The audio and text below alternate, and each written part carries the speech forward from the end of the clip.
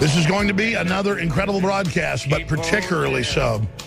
I spent hours this morning riveted watching the press conference of the Republican congressional findings on Benghazi that dovetails with our own research. Of course, it goes a lot further. We've known since day one what Benghazi was really about, but this just confirms our own sources, our own whistleblowers. And then I spent some time this morning trying to read part of the report, but it's over 800 pages long. There's a supplemental report about the political actions around it and Hillary's emails admitting they had to cover it up, had to lie that it was a terrorist attack because they were 50-something days out from an election. Extremely powerful information, and if this doesn't bring Hillary down, nothing will. But after the break, I'm going to go into exactly why all this unfolded. If you go back to our first interviews with Colonel Schaefer and Dr. Steve Pieczenik, and, of course, a lot of other people like the famous CIA contractor whistleblower Tosh Plumlee, everything they said has turned out to be absolutely dead on. And by the way, whenever I have Colonel Schaefer or Plumlee or other people on, and Schaefer's been a contributor to Fox News, you know, they get calls from Fox reporters, and they're always wanting to go report on it, including CNN has wanted to report, and then they're told they can't. So the reason we get these incredible whistleblowers on and insiders is because other folks are just too scared to do it. Speaking of that, it was 2 years ago this month that Jakari Jackson and Don Salazar and the rest of our great crew, like Kit Daniels and the camera crew, John Bound, you name it, went down to the border and showed the illegals being brought in by the Border Patrol under orders and put on buses and shipped to Democratic Party facilities. We sent our crew back down there because finally local news is admitting that's happening, and our crew got some of the most powerful footage ever. Border Patrol agent admits that Obama orders them to ship people in with diseases. We have our reporters confronting illegals coming across. This is huge. But first, I want to play part of Nigel Farage, leader of the UKIP party, in the EU Parliament, that's a ceremonial group, saying you're not laughing now. Isn't it funny? You know, when I came here 17 years ago, and I said that I wanted to lead a campaign to get Britain to leave the European Union, you all laughed at me. Well, I have to say, you're not laughing now, are you? And the reason you're so upset, the reason you're so angry, has been perfectly clear from all the angry exchanges this morning. You, as a political project, are in denial. You're in denial that your currency is failing. You're in denial. Well, just look at the Mediterranean. No, as a policy to impose poverty on Greece and the rest of the Mediterranean, you've done very well. And you're in denial over Mrs. Merkel's call last year for as many people as possible to cross the Mediterranean into the European Union has led to massive divisions between countries and within countries. But the biggest problem you've got, and the main reason the United Kingdom voted the way that it did, is you have, by stealth, by deception, without ever telling the truth to the British or the rest of the peoples of Europe, you have imposed upon them a political union. You've imposed upon them a political union.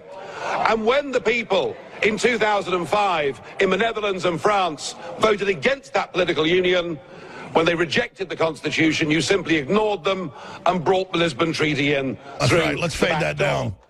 Now, later in the broadcast, if I have time, I'm going to illustrate the raw feed of what happened versus that BBC edit that's got about a minute left or 2 minutes left when they have the EU president confront Nigel Farage, kind of the Ron Paul / InfoWars of Europe.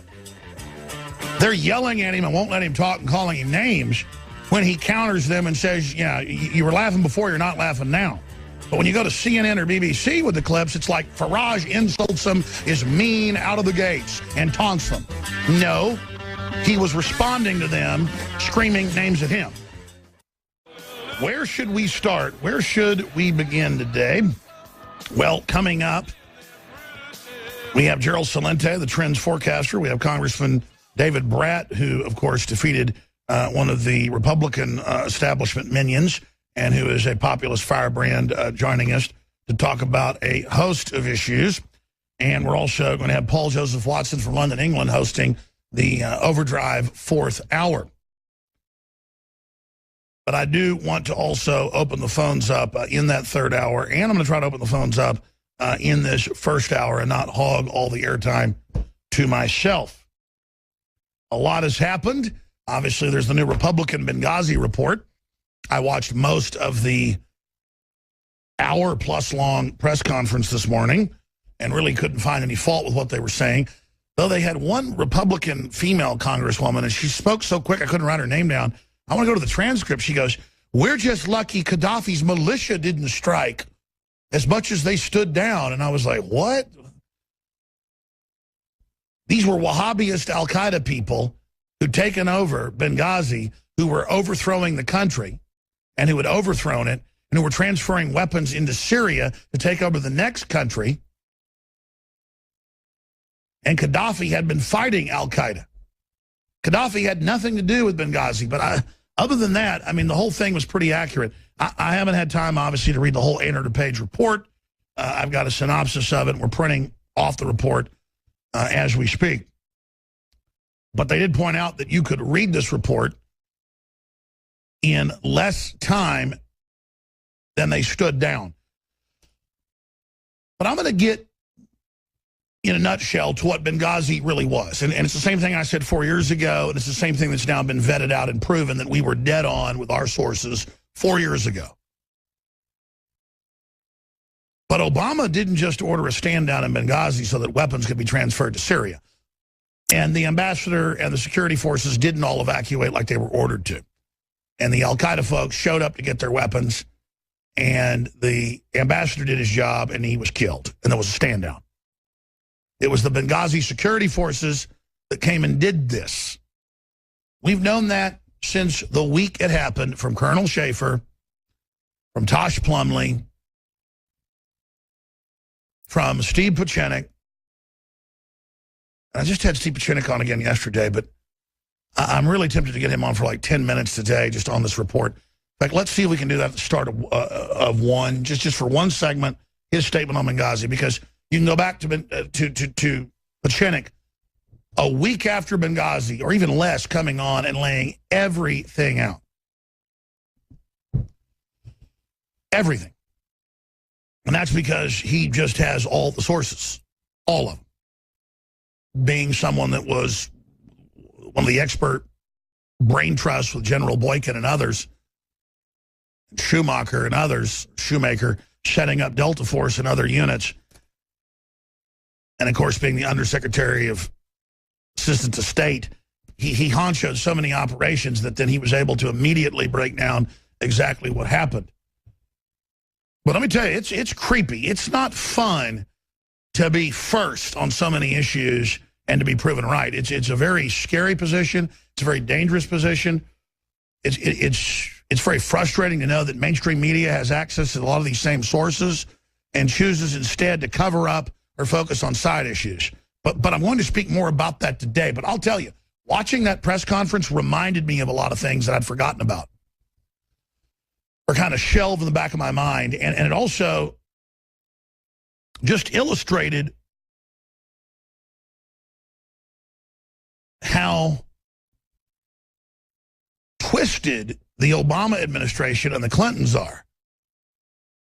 Because I'd forgotten that the State Department withheld requested weapons to agents because they were not aesthetically pleasing.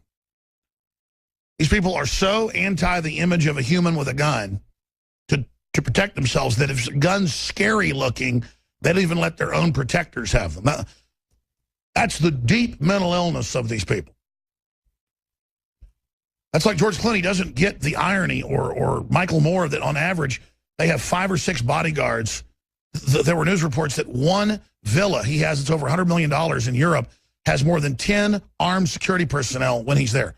He has guys with submachine guns guarding him, but he doesn't want a single mom living in Detroit, Michigan, working 2 jobs to have a .38 revolver under her pillow to protect herself. He just gets up there arrogantly on TV and says, no, turn your guns in, you shouldn't be able to have them. And then when he walks out off a set, there's guys in suits, former commandos, with guns strapped to their hips. You go, hey, you got bodyguards. And they just go, shut up, right-wing racist. It's like Bono and U2, who's made billions of dollars. I keep harping on this because it's so incredible. He was giving less than 1%. And when he got in trouble for it, he gave like 1.2%. And he'd get up on TV and say, send us money. We're going to give money to starving Africans. It's so cold-blooded. But because he wears little trendy outfits and red sunglasses and acts all foppish and liberal, it's okay.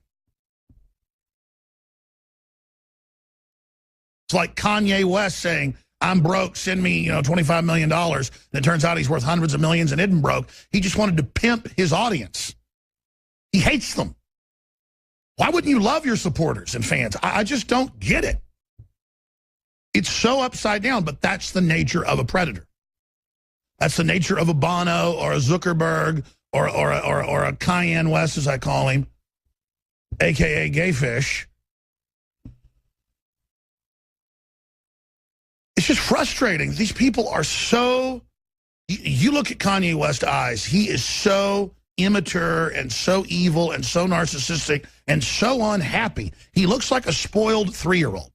Ever seen a really spoiled 3-year-old kid, little boy that has that angry little petulant potentate look in their eye? That's what he's got. That's what Zuckerberg's got.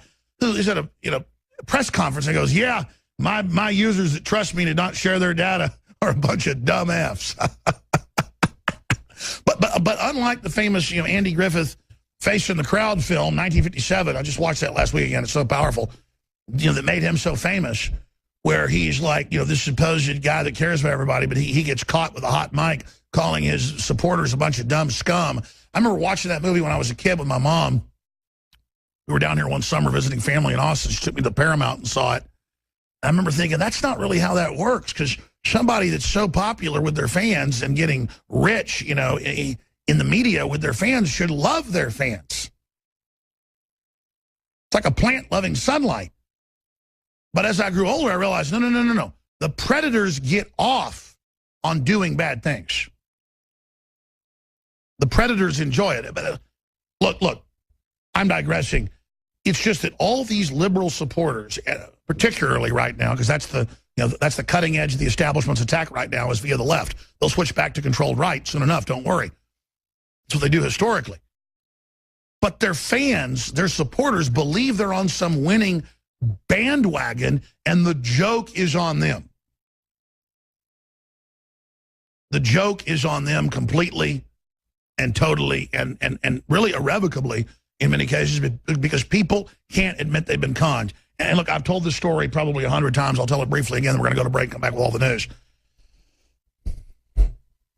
When the whole Nigerian email scam started 20 years ago, I instantly, obviously, found out it was a scam. Just because someone's not going to say, send me $5,000 and I'm going to send you $1 million. But people want to believe that they finally hit it rich. So 10 years into the scam, I would tell people I knew, even some family, not real close, but cousins, that it was a scam. And they would get mad at me saying, you're just jealous I've got this opportunity and I'm going to get to meet, Prince, whatever his name is, at the point. And there was even a talk show host on GCN, it was like 13, 14 years ago, who I didn't even listen to their show. I don't listen to hardly any of the shows. I'm too busy. But I heard they were saying, yes, I'm going to have millions of dollars from this Nigerian prince. Somebody told me. So I called him up. I got their number from the network. And I said, listen, that's a well-known scam. You're not getting $10 million. I said, have you already sent them some money? And I said, let me guess. First it was $1 million. You sent them 5,000. Now you send them 20,000. You get 10 million. Well, yeah. How do you know that? I said, because it's a scam. Well, later, when the person didn't get the money, they got mad at me on air and said I must have called, in this case, Prince Abubu, actually called Abubu. And I had stopped them from getting the 10 million. And if you understand that mental illness, you understand everything. If you understand that level of derangement, people don't want to admit, hey, Obamacare was supposed to be free. It's doubled, tripled prices. Hey, there are death panels. You don't want to admit black unemployment's doubled under Obama. You don't want to admit that he's run by foreign banks and is about as liberal as Adolf Hitler. I'm not talking to our general audience, but to new listeners. I mean, you are conned. There is